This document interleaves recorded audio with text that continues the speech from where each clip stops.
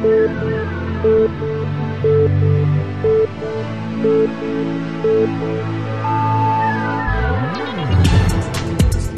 излязоха на протест за защита на уволнения учител по английски Христо Данев. Знаете, преподавателя беше отстранен, защото организирал ученици да се снимат в клип от стила Харлем Шейк. В същото време 61 от колегите на Данев от гимназия Свети Кирил и Методи го критикуват с аргумента, че моралната и естетичната мярка е надхвърлена. Не бих желал чак толкова пък да коментирам това. От образователното министерство определиха уволненията като грешка. Какви трябва да бъдат границите на моралното поведение на учителя и нормално ли е поведението му. Това ще коментираме с моите гости, психолога Ирина Недялкова и Ева Борисова от Асоциация Родители, плюс учителя Цеца Петрова от 119 училище в столицата. Добър вечер. Добър вечер. Давайте сега на бързичко да разберем, вие лично одобрявате ли тази постъпка? Вие лично. Тук не искам да влизате в ролята на институция. На ръководството. Не, категорично не. Значи, просто не можеш за нещо, което е абсолютно така доброволен жест към учениците, да премахнеш човек, който фактически се опитал просто да направи нещо, което, за съжаление, много малко преподаватели правят. Добре, госпожо Петрова, вие в вашето училище сблъсквали ли сте се с такъв казус? Аз отказвам да бъда съдник, кой крив, кой прав. Бих се опитала да помисля публично по проблема. И моето лично впечатление е, че говорейки за този проблем, ние циклим върху несъществени неща от случилото се. Да. Радостно е това, че вниманието напоследък се съсредоточава върху училището, но тревожното е, че добиват така демонстративна публичност мнения, които не са достатъчно компетентни. Какво имате предвид, госпожо Петрова? Искам да се поясните. Мисля, че там във въпросния скандал не бяха изяснени максимално много гледни точки. Първо. Второ, в една такава институция, каквато е училището, е важно на какво служи конкретната ситуация и даже и правораздаването. След малко ще продължим с вас. Искам да чуя Асоциация Родители Ева Борисова.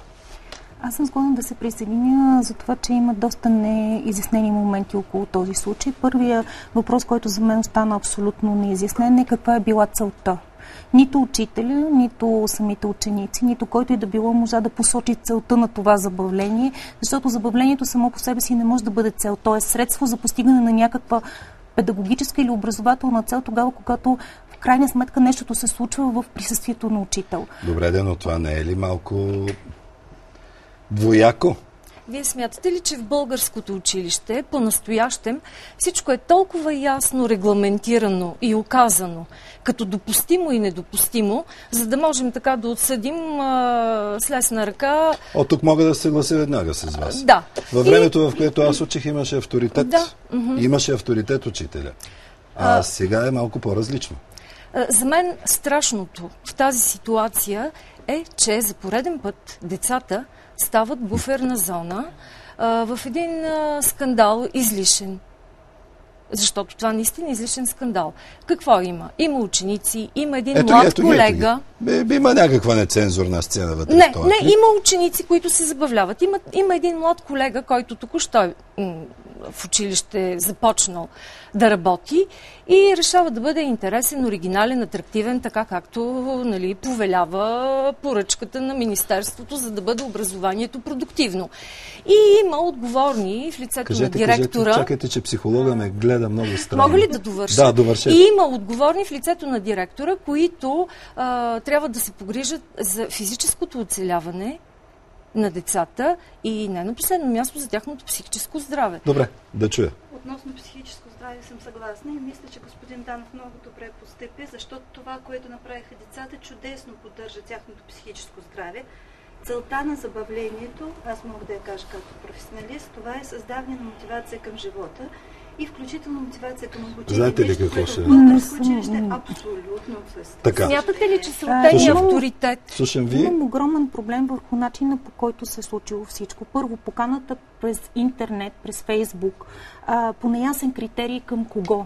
Защо? Ако имаме цел по някакъв начин да сплотим някакъв клас, да сплотим някакъв випуск, да създадем някакво отношение към нещо, това ли е начинът на комуникация? Второ, кой качва клипа? И качването на клип, който е заснет с присъствие на деца и който включително може да им създаде проблеми по-късно, без разрешение на родители, без съгласие на самата училищна общност. Значи, начинът, по който се използват комуникационните технологии, трябва да бъдат в полза ако знаете какви неща качват. Какво децата си качват е друг въпрос. Това клипче, което са го качили, значи, за мен въпросът е дали децата са го качили че вие или имате малко учители. проблем с микрофона и аз ще дойда до вас, за да говорим. Говорите на моя Имам усещане, че просто колежките може би не знаят какво е движение Харлем Шейк. Това е една съвременна мания, която, като много мания, тръгва из интернет и преминава. Но би било много странно да застанем на пътя на тази мания. Значи, това е нещо, което просто никой не иска да застане на пътя и на не тази го вземем мания. под контрол, то просто ще ни помете в един момент. И това не е лошо да го знаем. Смятате ли, че психическото здраве на учениците може да бъде поддържано с такива развлекателни програми, след като пред очите им се срутват авторитети и след като самите те трябва да бъдат страна в този спор? За мен това е не само недопустимо. Аз не виждам нито един срутен авторитет в цялата история. Има 30 секунден клип. Това е значи нещо, което тогава какъв е смисъл на нашето присъствие тук? Води се война между учител, директор, родители. Извинявайте, мога ли сега аз да се изкажа? Значи това, което направиха ученици, това правят съвсем сериозни офиси и фирми из целия свят. Идеята е да се заснеме един забавен 30-секунден клип с един танц, който благодаря Харлем Шейк и който наистина съдържа достатъчно еретически елементи, но вие ми кажете какъв танц не ги съдържа. И ако сега говорим за позицията на учителя, тя е много вярна. Чакайте, че пропуснах това за еротичните елементи, докато се движих. Какво точно имахте елементи казах, че просто няма нито един танц, който не ги съдържа. И границата между еротика и порнография е това нещо, което би трябвало господин Христоданов да проследи, но явно това е съвсем първи опит, където няма още... Искам да попитам, трябва ли отприщената им сексуална енергия да ги убива, както се случва това навсякъде все по-често? Трябва да бъде култивирана, да. Нека има такива моменти, такива паузи в училище, когато това може да бъде на преден план, но то трябва да има определена цел.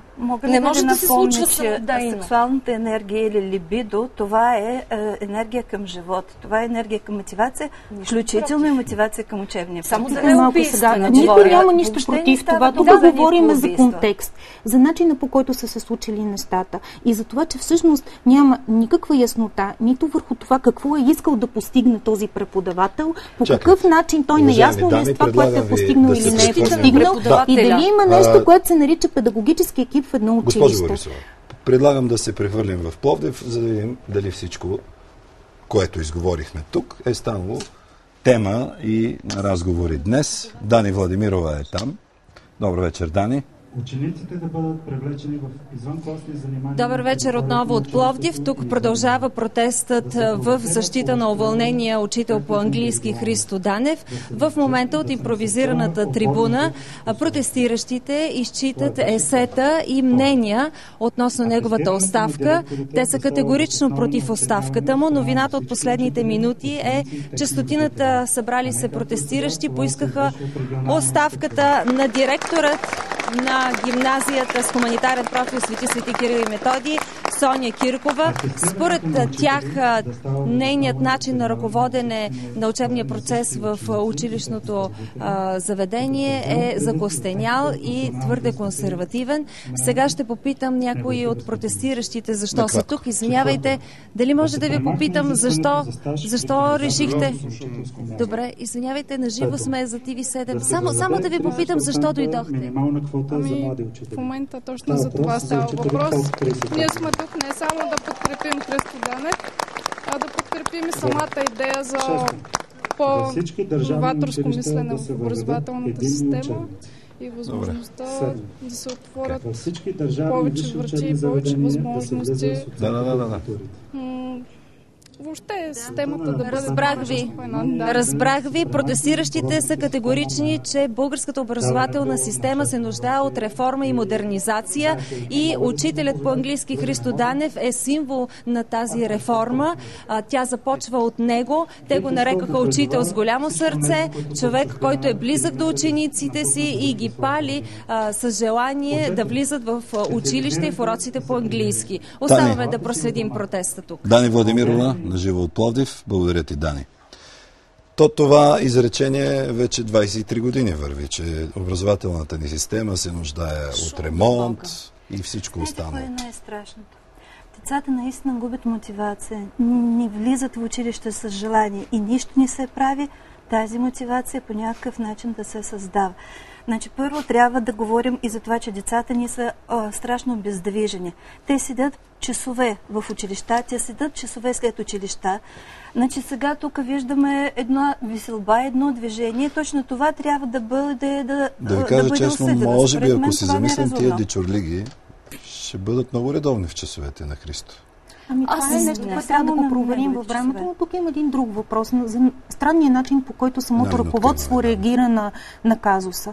За мен наистина да се упражнява натиск този човек да напусне, вместо да се води разговор вътре, какво ние разбираме за нормално, как работим, какво е, в какъв случай този инструмент, така да се каже, или този метод би бил уместен или не би бил уместен, е доста по-полезно, отколкото да го принуждават да напусне. За мен тази реакция наистина абсолютно непремерена. Училището е място, може ли? Има човек, има проблем, няма човек, няма проблем. Мисля, че този подход трябва вече да бъде зад гърба ни от много години. Вие от Русия ли идвате? Абсолютно, да. Затова много ми боли, когато се подхожда по този начин. Много добре съм го изпитвала на гърба си на времето и включително в руското училище, където подходите вече са съвсем различни. Аз като човек на словото си давам сметка, че така както не умеем да говорим публично в обществото, не можем да го правим и в училище. Този случай можеше да бъде използван като симптом. Защо да не бяха направили една вътрешна дискусия? Не кой крив, кой прав, а кое е необходимо, кое е належащо, кое е недопустимо. Защото всяко нещо трябва да има граница. И аз мисля, че в българското училище тя изчезна. Да. Уважаеми дами, много ви благодаря за тази дискусия. Мисля, че бяхме полезни, успяхме да кажем много неща. Габи вече е в студиото, тя представя спорта тази вечер. До утре и внимавайте с прехода. Да не заприличите на мен. До утре.